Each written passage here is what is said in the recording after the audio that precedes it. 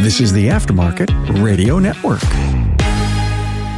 Hey everybody, Carm Capriato, Remarkable Results Radio. Good to have you here. We have a show today on health. Go figure. Oh, Carm, you're getting old and you're trying to pay attention to your health. Yeah, and maybe you should too. Can't wait to introduce you to our guest. But first, great word from our sponsors. Hey, take your auto care center to the next level, the gold level, with the NAPA Auto Care Gold Certified Program. This program is for the best of the best who can provide a consistent consumer experience and earn the trust of returning and new customers. Talk to your NAPA sales representative about how you can become a gold certified shop.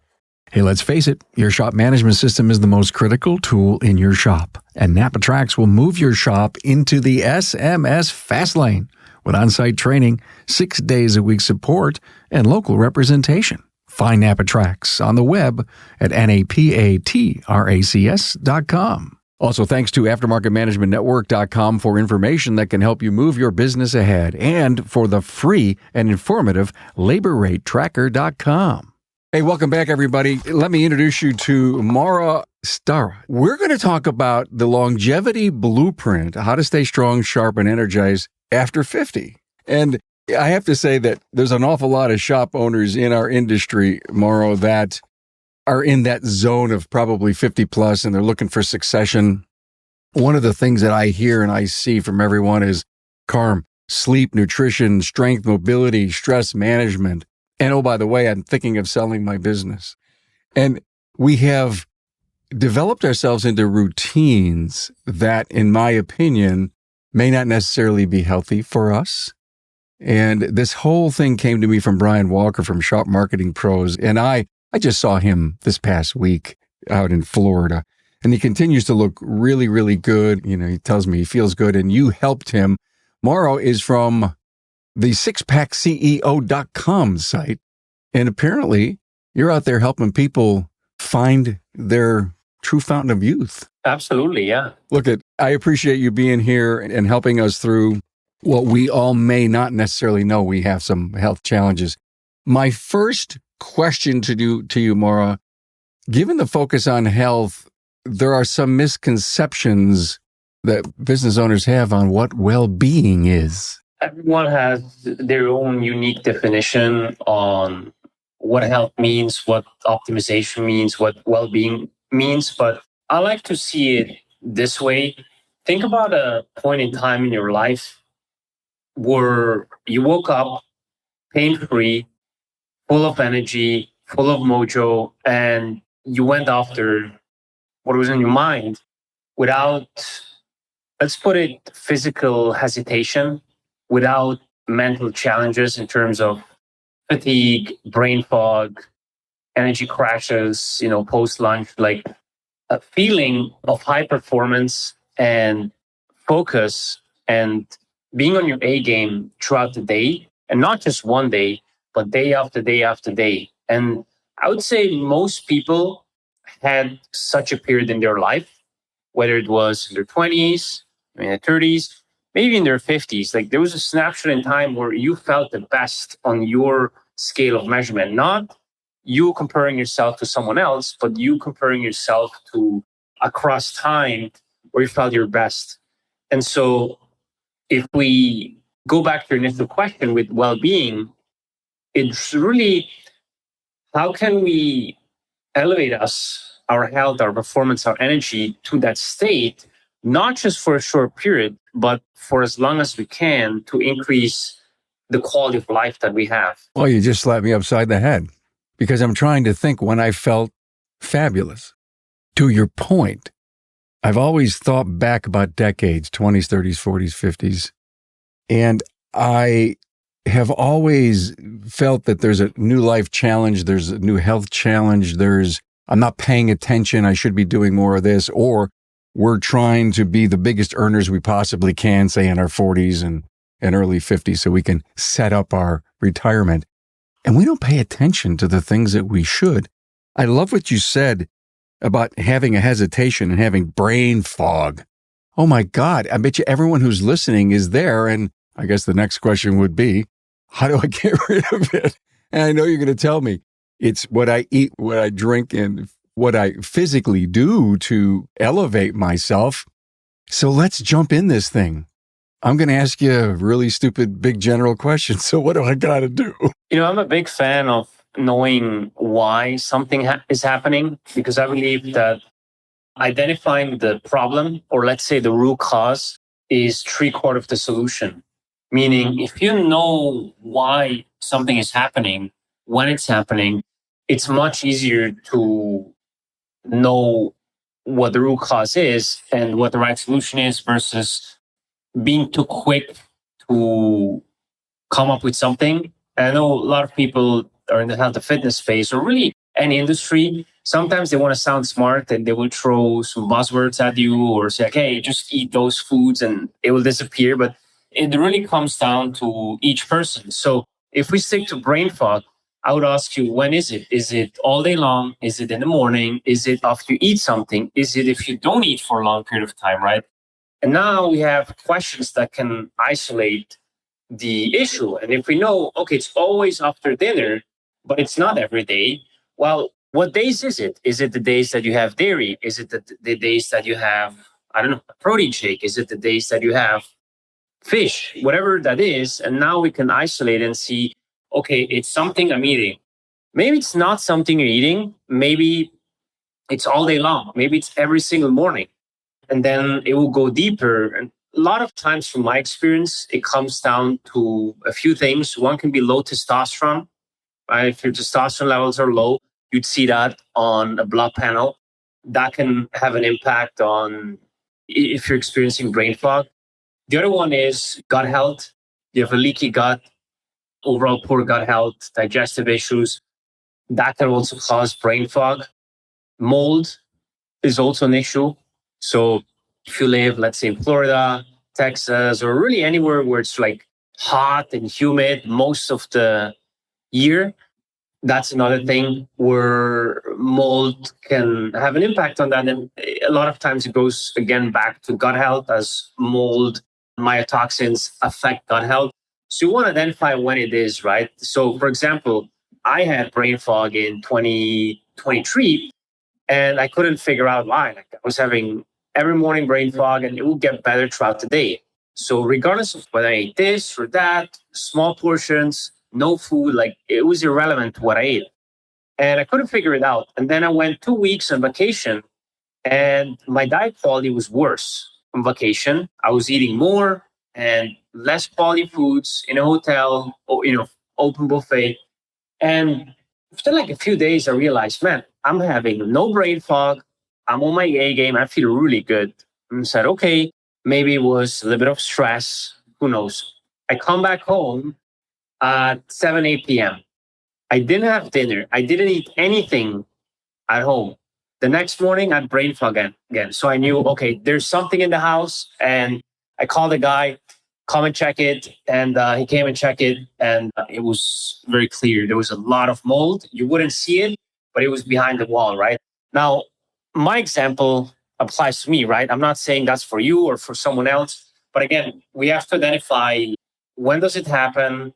Can we isolate it? And if not, then we have to run through certain variables, possibilities. What a mouthful.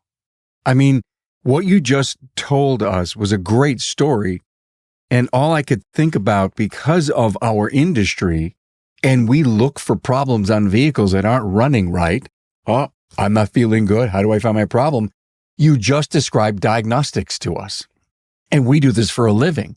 And so if we're not feeling right, pay attention, stop, think about, I love it, all the foods and what you're drinking and what your stress level is. And maybe we can figure out by elimination, because that's a lot what diagnostics is in a vehicle, is we want to eliminate certain things along the way. And we're smart enough to know how we can eliminate, well, this has happened before, I get this. But, I would have never thought foods. And to your point, as we were out this past week doing a conference tour, we were eating with people that says, I can't eat fish and I can't eat veal and I can't eat this. And they've learned over time what they can and cannot do, so that they either feel good or they have an allergy to it. Life is crazy today to try to find your heightened level of health. It is. And I love what you just brought up with the car diagnostic, because it's exactly what we do and why I'm such a big fan of blood work. Because if someone asks, hey, why am I not able to lose weight? Why do I have brain fog? Why do I feel so tired? Why am I bloated all the time? Well, if you go to a car mechanic and you ask similar questions like, why, is this and this not working? Well, if he just says like, oh, it could be this, let's do this and this, you'd say, wait. Like, how do you know that? What he does is usually plugs in a device, right? And you get, it starts to blink after a few minutes, and it tells you, hey, here, there's an issue that needs to be addressed.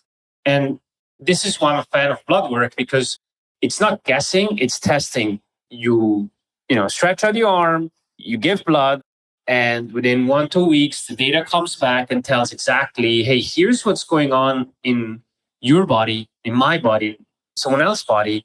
And there's no guessing. It's the raw data that tells us and guides us and indicates us what is going well, what is okay, and what is not going well. And now we can address it on a micro level, but also on a macro level, looking at certain patterns, right? I find it amazing, especially when it could be this. A lot of doctors can say that to you, just like a great technology specialist in the service bays, because they've seen your vehicle, they understand its platform, they understand its computer, they've seen the problem before. Doesn't mean that that's going to be the problem. But they could say, well, it could be this, this, and this. Well, how do you know? You just plug in the thing and read the lights? No. They literally put much more sophisticated thing. And I love what you said. It's testing. And that's exactly what goes on inside the bays when we're trying to troubleshoot a problem vehicle. It's testing. So maybe you got to get to the doctor. I mean, there's so many different specialists out there. There's sleep, nutrition people, strength and mobility. That's what you do. Let's go through some of these. You mean which specialist? Yeah, let's talk about sleep mastery. How does that affect our longevity level of health? Yeah, so when you sleep, you have different phases. But if you look at, classic sleep chart, you go to bed and there's the time it takes you to fall asleep. Should be not too quick. If you fall asleep within 30 seconds, usually that means you're sleep deprived or you just had a lot of activity during that day. So you need more recovery. But usually like 10-15 minutes is a good normal window for someone to fall asleep. If it takes you longer, like 30 minutes, an hour, there could be other issues there. And then once you fall asleep, you go quickly into light sleep. But really the two main phases during your sleep are REM sleep and deep sleep. And the first half of the night, you have deep sleep, and that's where the physiological repair happens. So muscle and human growth hormones are released there, which are very important for anti-aging. So how youthful you feel, you look. There was just, I think 2-3 weeks ago, a panel of scientists who looked at all markers for health and longevity and anti-aging, and they agreed that IGF-1, which is a marker for human growth hormone, was the number one marker for anti-aging. And so if you get proper sleep, deep sleep, the first half of the night, that's where that hormone is built and produced. And then the second half of the night, you have something called REM sleep. That's rapid eye movement. That's a dreaming phase. And you can also tell, like as a test, if you're not dreaming, I'm not saying you need to dream every night, but if you're never dreaming, if you never have dreams, your REM sleep will be very low. Without getting an Oura ring or a tracker, like that's already a sign that you're not getting enough.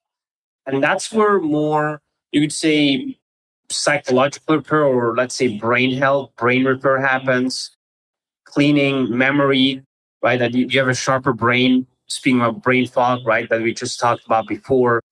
And it's also where, for the man listeners here, also important for women, but more for men, where most of your testosterone is produced. So about 70% of your testosterone is produced during the later half of the night, during REM sleep there. And we know that testosterone is the fountain of youth for men, makes you look more masculine, stronger, muscle growth, fat loss, energy, libido, helps with cardiovascular health. Like there's so many benefits especially when it comes to aging. And when we optimize our sleep, which we can get into the strategies and tactics and what can be done there, then we put ourselves in a better spot for energy, performance, anti-aging, longevity. And, there's a lot of buzz right now around longevity and how can I extend my lifespan? And that is all good. But I always think, like, how can I make sure that my quality of life is also great? Because, yeah, you can live to 90, 95, but if you're in a wheelchair and you have dementia, it's very different versus someone that only lives till 85, let's say, but until the last day of his life or her life, the quality of life is up here. So I rather live 10 years less and my quality of life is here than living, an extra 10, 20 years, but my quality of life for those 20 years is here. Are you a NAPA Auto Care Center who is ready to take your shop to the next level? Then the premier tier NAPA Auto Care Gold Certified program is exactly what you need. Gold Certified Auto Care Centers provide customers with a consistent experience no matter where they are in the U.S. Now, this means they are more likely to return and support your shop or find your Gold Certified Auto Care Center while on the road. Gold Certified members can maximize technology, increase their local marketing opportunities, and have a fully trained team that keeps up with the latest trends. Simply put, the Gold Certified NAPA Auto Care program powered by your local brand will set you apart. A true partnership is a two-way street. Shops must meet specific criteria to be eligible for the many benefits of Gold. Now, NAPA Auto Care rewards its most committed partners, their Gold Certified members, with free premium shop referrals on the NAPA online locator, annual marketing dollars, and enhanced warranty, training opportunities, program rebates, and so much more. Are you ready to get started? Contact your local NAPA sales representative to discuss your eligibility and apply today. More than 16% of light-duty vehicles on the road are EV and hybrid. Is your shop ready to safely and properly service them? Get your shop trained and equipped to service hybrid and EV vehicles with NAPA Autotech's innovative EV-ready Level 1 high-voltage awareness and maintenance training. Hey, take your Auto Care Center to the next level, the gold level, with the NAPA Auto Care Gold Certified program. This program is for the best of the best who can provide a consistent consumer experience and earn the trust of returning and new customers. Talk to your NAPA sales representative about how you can become a Gold Certified shop. Hey, let's face it, your shop management system is the single most important tool in your shop, period.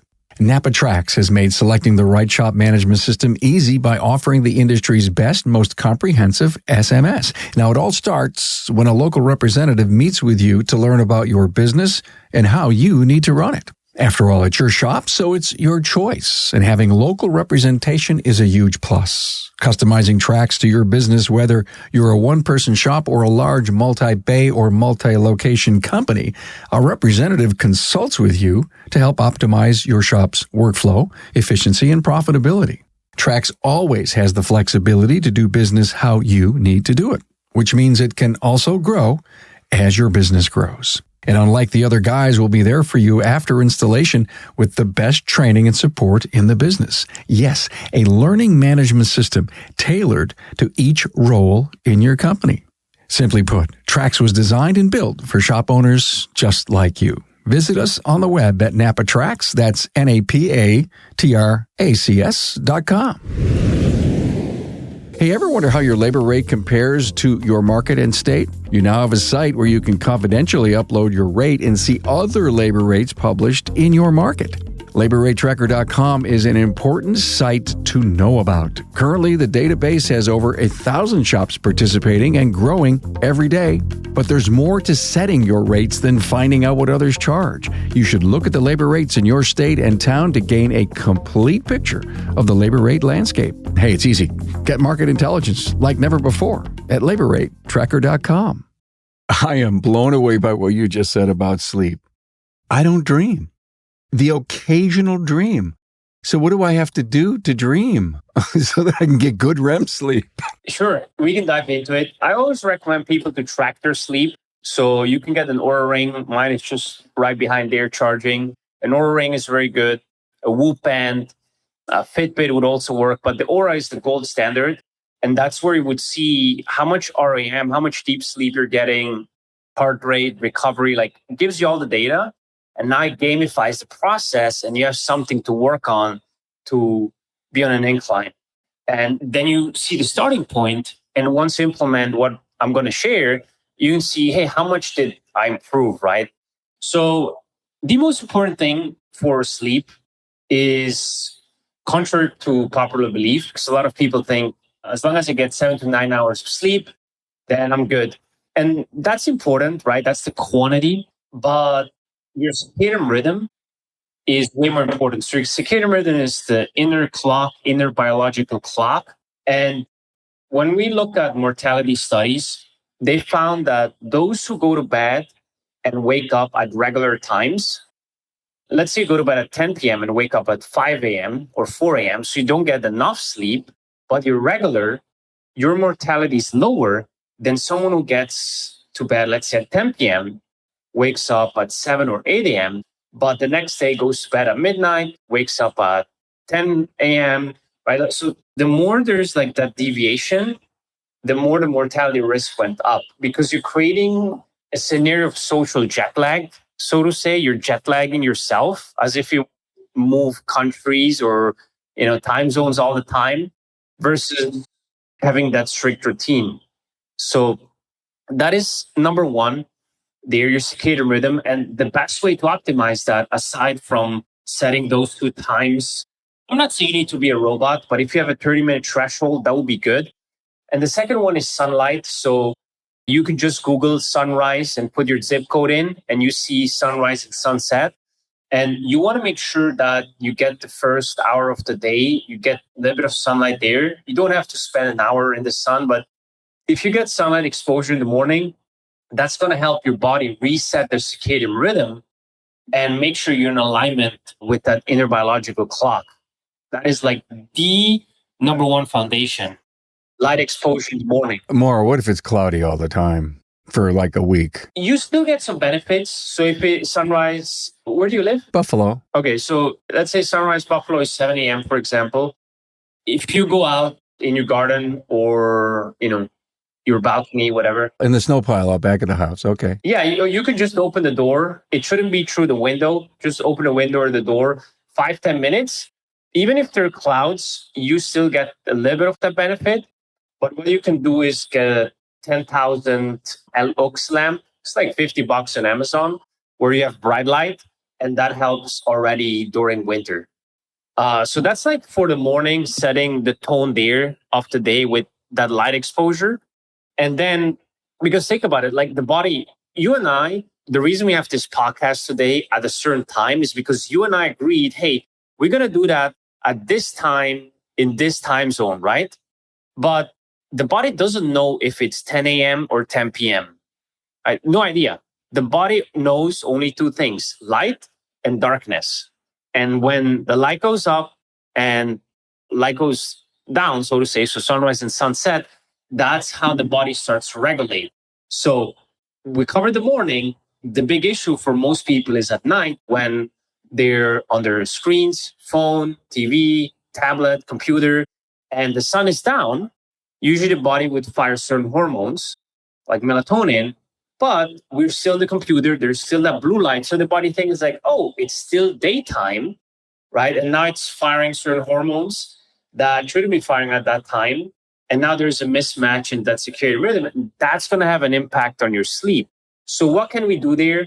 It's not realistic to tell you, hey, you know what? When after sunset, let's say 5-6 p.m. in winter, you can't touch the screen, you can't watch TV. That will be not sustainable for most people. But what you can do is get some blue light blockers. Bone Charge is a good brand. True Dark is another good brand. You get those, you put those on, and that's going to block the blue light. And now your body can start producing melatonin. And that's going to help with your sleep, with your circadian rhythm to get more sleep quality. But that is like the number one foundation, regulating light in the morning and in the evening. Does that make sense? Yeah, it does. So much to learn. I am literally flabbergasted, shocked by hearing this and how poorly I am performing on my own self and body. But what's so interesting is I'm coming off of this 10-day conference tour And there's a whole bunch of us talking about naps. And they were saying, Carm, how about that 20-minute nap? I said, I get one every once in a while. I feel great when I get up. I can go for hours. Tell me about naps. I used to demonize them, but there's some research that shows they can be very beneficial. Obviously, you should sleep throughout the night, not during the day. But let's say, you have toddlers, young kids, or you just, as you said, you were traveling, had a conference, didn't get a good night of sleep. You can take a 20 to 30-minute nap or a 60 to 70-minute nap during the day. And it should be 6 to 7 hours after you woke up.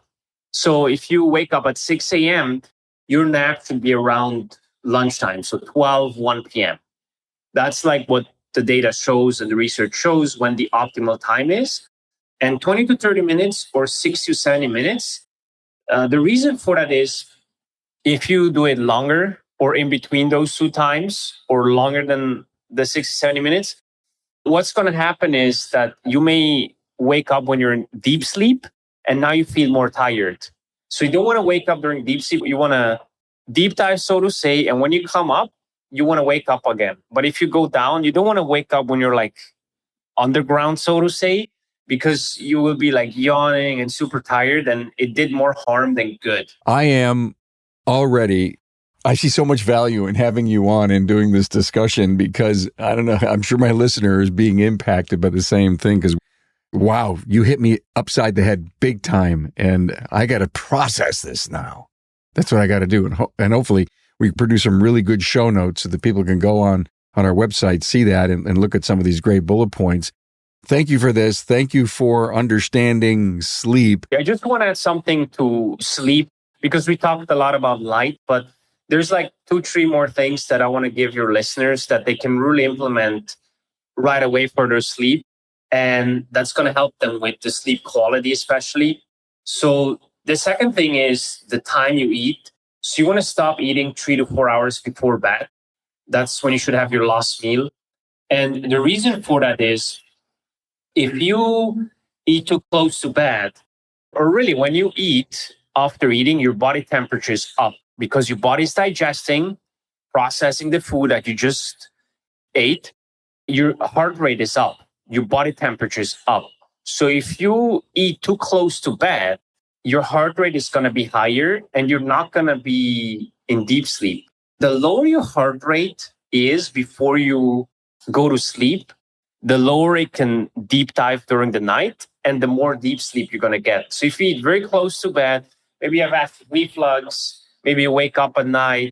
Aside from that, you're not going to get a lot of deep sleep. So very, very important to push that 3-4 hour window before bed. Very, very important.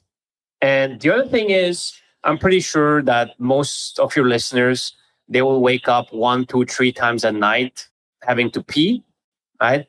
And there can be many reasons for that. But one of them is your ability to hold on to fluids is not great. So what you can do is get a little bit of salt, just a pinch of salt, put in your tongue or put in a glass of water, have that maybe 1 hour before bed, or some electrolytes, but some salt is usually enough. What that's going to do is it's going to help you store the water more in your body because salt has sodium and chloride, and those two electrolytes help you store fluids outside the cells, and that's going to help you not having to get up and pee. I'm not saying it's going to fix it for everyone because some people will have other issues with prostate, gallbladder that need to be looked at, and there's supplements for that. But 9 out of 10 people that I work with, we tell them, hey, add a little bit of salt or have a little bit of electrolytes about 1 hour before bed, and they sleep throughout the night. In a glass of water? Is that what you're saying? Put it in a glass of water? Yeah. But like a small glass. You don't want to like jog down a huge bottle. Small glass. Help me with this because you just nailed what happens to me. Okay. So I get this little cup, like I would say, rinse my mouth after toothpaste, right? Brushing my teeth. I would say half of that with some water and then just put a little bit of salt in it. Just a sprinkle of salt. Yeah. Just sprinkle salt in it, tack, and you're good to go. Try it out. Give it 2-3 nights and see what happens. I'm going to do that. I'll report back. Report back. Oh my God. Thank you for that. This episode can just be titled Sleep. Are you getting enough? Talk about eating now. I mean, I love the idea that you said, please don't eat 3 hours, I think, before you go to bed. Yeah. Yes, 3 to 4 hours. And that includes snacking, right? I mean, if you have like half a banana or something small, it's not a deal breaker. But like your dinner should be 3 to 4 hours before bed. Especially if you have like meat or fish, like something heavier, that will take time to digest. But yeah, if you have like a banana or so, or like a kiwi, you could have that 2 hours before bed. It's not a big deal. Got it. Okay. So, nutrition. Is there anything I could eat to give me more energy? So energy, goes back to sleep. Sleep will be the greatest driver for energy. But when it comes to your diet, there's a couple of things we can add or remove. So the most important thing is keeping our blood sugar levels stable. Most people, what they do is they start the morning with some croissants. They go to Starbucks, have some coffee with some milk, some sugar. When they try to eat healthier, what they do then is they get an orange juice, some granola, oatmeal. And if you notice, all of these choices are rich in carbohydrates. And I'm not saying carbs are bad, but what happens is if you start your day with carbs, your sugar will spike up, and then your pancreas will release insulin to lower those carbs. And when insulin is released to lower the sugar, it will go down like this. So your glucose levels, your sugar levels will go down. When you go down from that roller coaster, you're going to be hangry, you're going to be tired, you're crashing. And now you're in a spot where your energy is low and you're constantly snacking. So you're going to be on a sugar roller coaster all day long, feeling tired, craving, hungry, and you put yourself in a spot where you overeat and gain fat. So your sugar, your blood sugar levels, rather than a roller coaster, should be like rolling hills, like this, right? Much more stable. So they did a study and they took two groups of people. Group one had cereal for breakfast, 500 calories. Group two had steak and eggs for breakfast, also 500 calories. So the exact same amount of calories at the same time, 8 a.m. Both groups ate that meal, they were done. Group one, the cereal group, got hungry at 10 a.m. So 2 hours after breakfast. Group two, steak and eggs, got hungry at 2 p.m. So by having protein and fats, you keep your blood sugar levels stable. There's less of a spike. You're not hungry. Energy is through the roof. Mental clarity is up. You have less brain fog because you're not crashing from the sugar. And you're not constantly snacking. You're not hungry. You're not thinking about food. So you also put yourself in a better spot to lose fat. So what you eat and when you eat it and how you combine it has a big impact on how much you eat and how you feel. It's a lifestyle change. I mean, you just got to look at the refrigerator and what's in the pantry, and you got to say, this is just got to go. But we love our Raisin Bran and our Captain Crunch. So what you can do is two things. One, the order in which you eat food has an impact on your blood sugar levels and if you overeat or not as well. So let's say you want to have a piece of chocolate cake, like a nice, chocolate cake with some ice cream, maybe some brownie. So let's say you would have that on empty stomach. Your sugar would spike through the roof and crash. But if you have a piece of meat with some salad or fish or some eggs, like just protein, fat, some veggies first, and you have it as a dessert, your sugar will spike less. So you can still enjoy that and you will feel the effects less. The other one is you want to save most of your carbohydrates for later in the day. Why is that? You're still going to crash and feel tired, but that's when you want to feel tired, when you go to bed, and not in the morning when you want to be sharp, productive, and in your A game. So if you already know that carbs make you tired, well, save them for later in the day. That's when you want to be tired. That's a cool tip.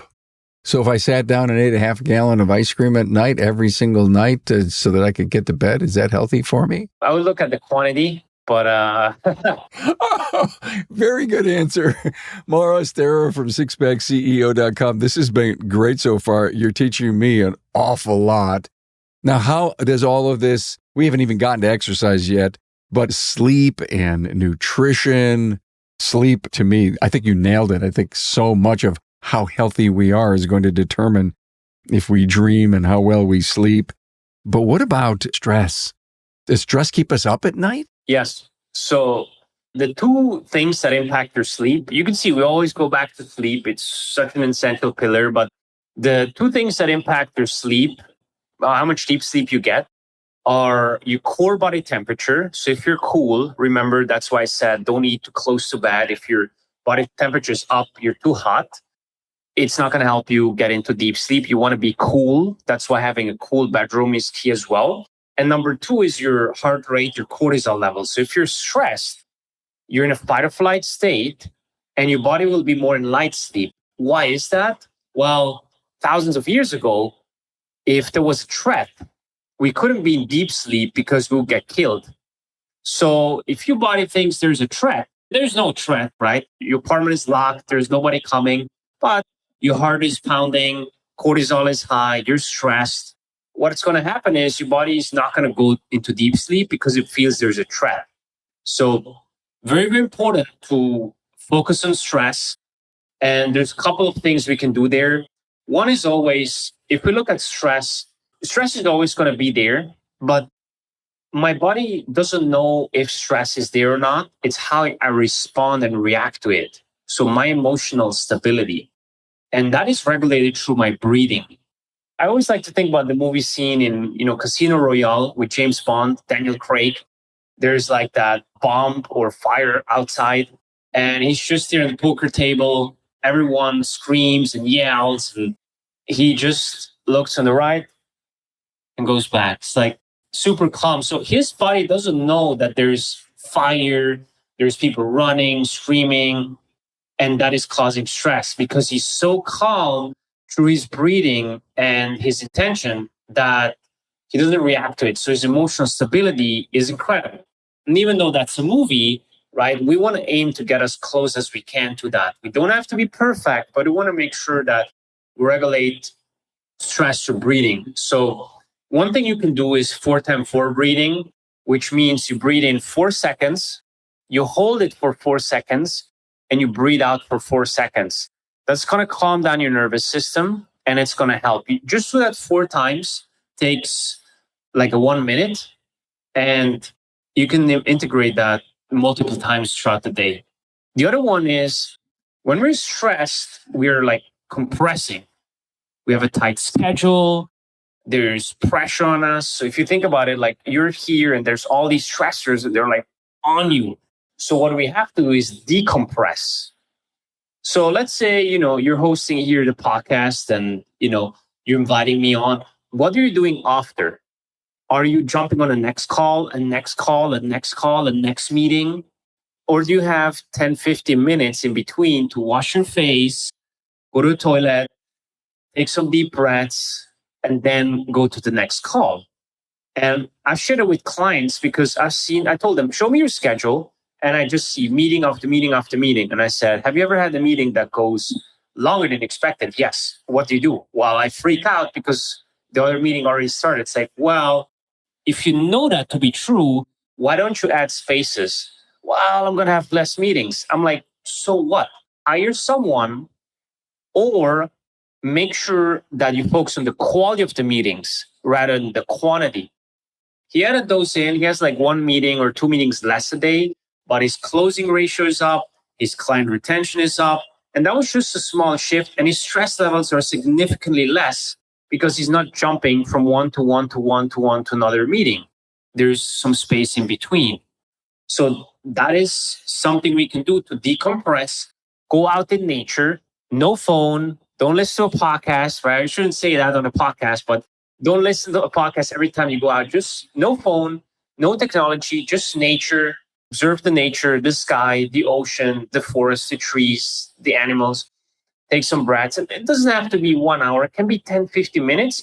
That allows you to decompress. So decompression and stress management is not just about doing more stuff, such as, for example, breathing or meditating or journaling, which are helpful. It's about removing stuff. What can I remove that is stressing me? What can I reduce that is pressing and creating pressure? And when I do that, my cortisol levels significantly go down. Thank you for this.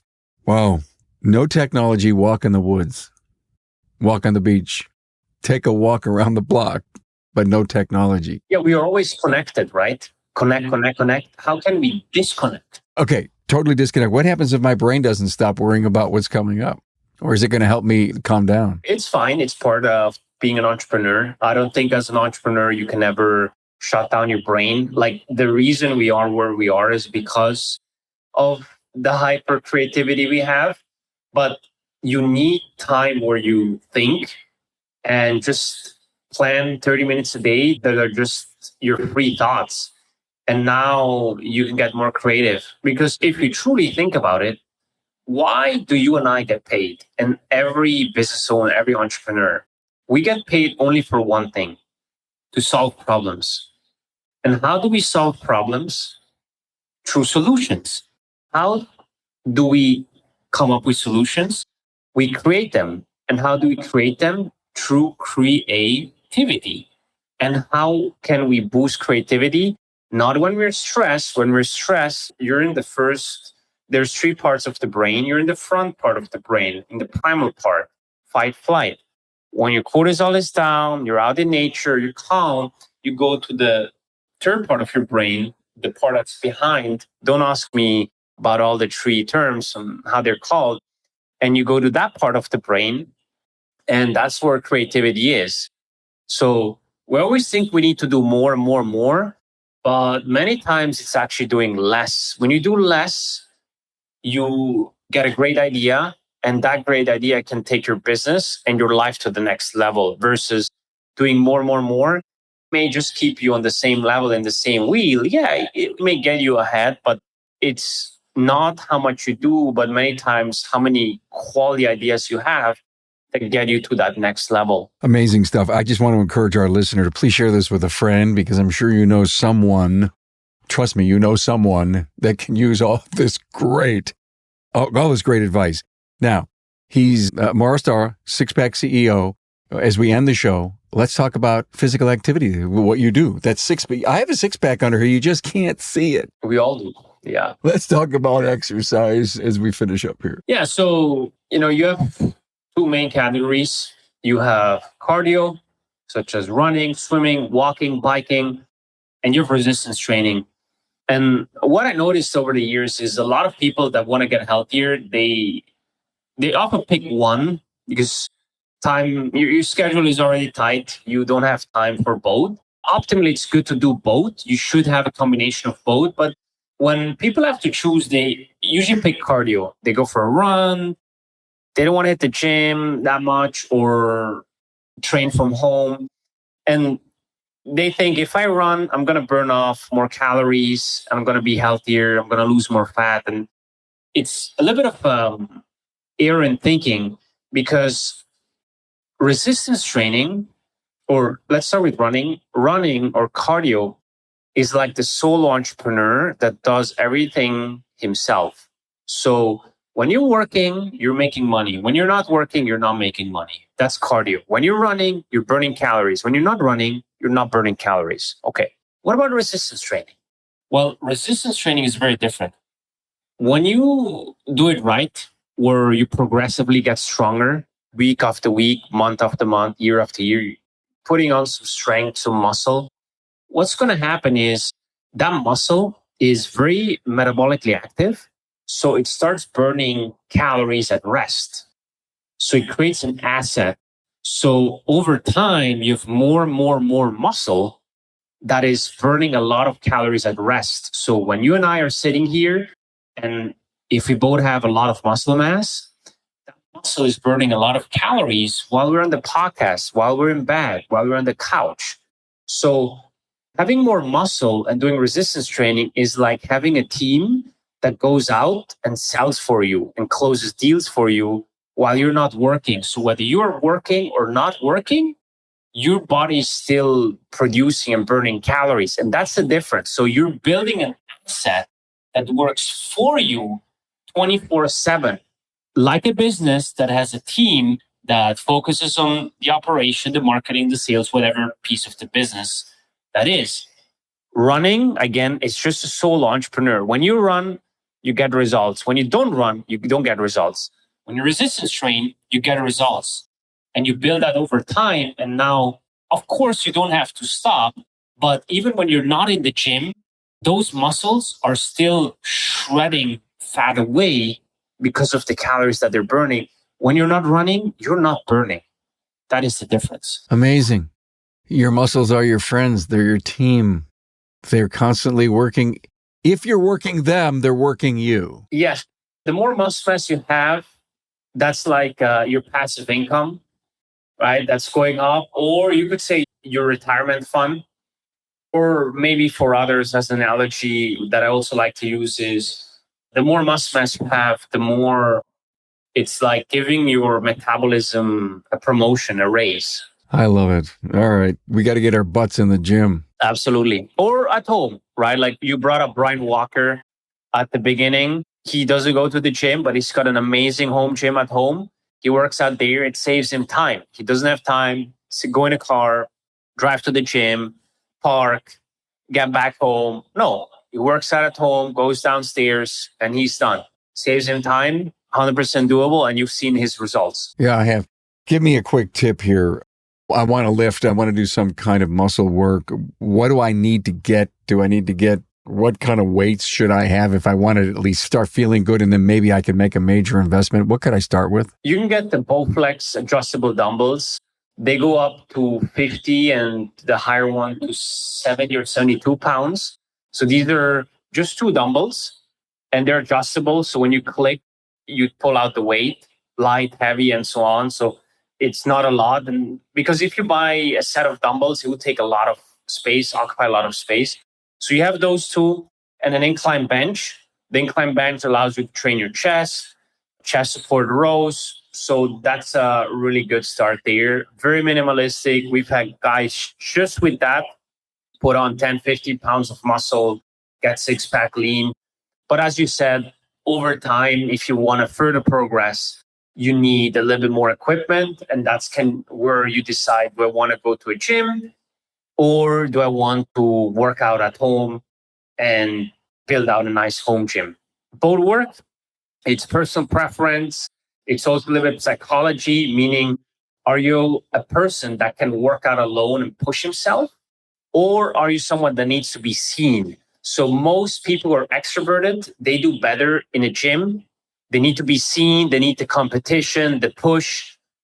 Where people are a little bit more introverted and don't need that, they do fine at home. So there's no right or wrong. It depends who you are, your psychology, your archetype, and what time you have available and what budget you have available. Obviously, gym is a different budget. It's like $50 a month. Depending on the gym, $100 a month. Where at home, you will need to spend maybe, well, it depends on your ambition, but if you have like big goals, you will spend maybe 5 to 10 grand minimum on like a really nice home gym. So it depends on person to person. Wow. I learned so much. Thank you, Brian Walker, to introduce me to Mauro Stara, and you coming on the show and helping us try to find more health in our world, because we need to be around here for our family and ourselves and our people who work with us and our teams. So much here to unpack. I think this is almost worth like a 2-time listen just to get everything that's in here. I so appreciate this knowledge and for you sharing it with us. Appreciate it. I appreciate you inviting me on, and it was a very, very enjoyable conversation. Sixpackceo.com. Mauro Stara. Thanks, man. Thanks for being on board to listen and learn from the premier automotive aftermarket podcast. Until next time.